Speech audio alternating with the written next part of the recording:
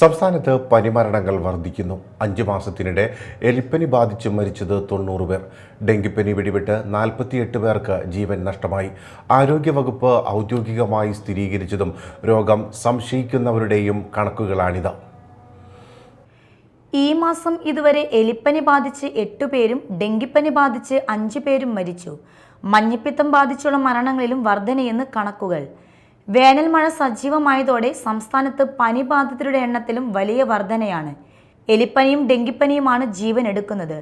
5 മാസത്തിനിടയിൽ എലിപ്പനി ബാധിച്ച് 90 പേർ മരിച്ചു. ഡെങ്കിപ്പനി ബാധിച്ച് മരിച്ചത് 48 പേർ.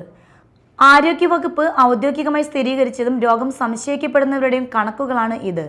മെയ് മാസത്തിൽ മാത്രം എലിപ്പനി ബാധിച്ച് 8 പേരും ഡെങ്കി ബാധിച്ച് 5 പേരും മരിച്ചു. മഞ്ഞപ്പിത്ത മരണങ്ങളിലും വർധനയുണ്ട്. ഹെപ്പറ്റൈറ്റിസ് എ ബാധിച്ച് ഈ വർഷം മരിച്ചത് 15 പേരാണ്. 3 പേർ ഹെപ്പറ്റൈറ്റിസ് ബി ബാധിച്ചും മരിച്ചു. പകർച്ചപ്പനിക്കെതിരെ അതീവ ജാഗ്രത വേണമെന്നാണ് ആരോഗ്യവകുപ്പ് നിർദ്ദേശം. പ്രായമായവരിലും കുട്ടികളിലും രോഗം തീവ്രമാകാനുള്ള സാധ്യത കണക്കിലെടുത്താണ് നിർദ്ദേശം. Media time, Kochi.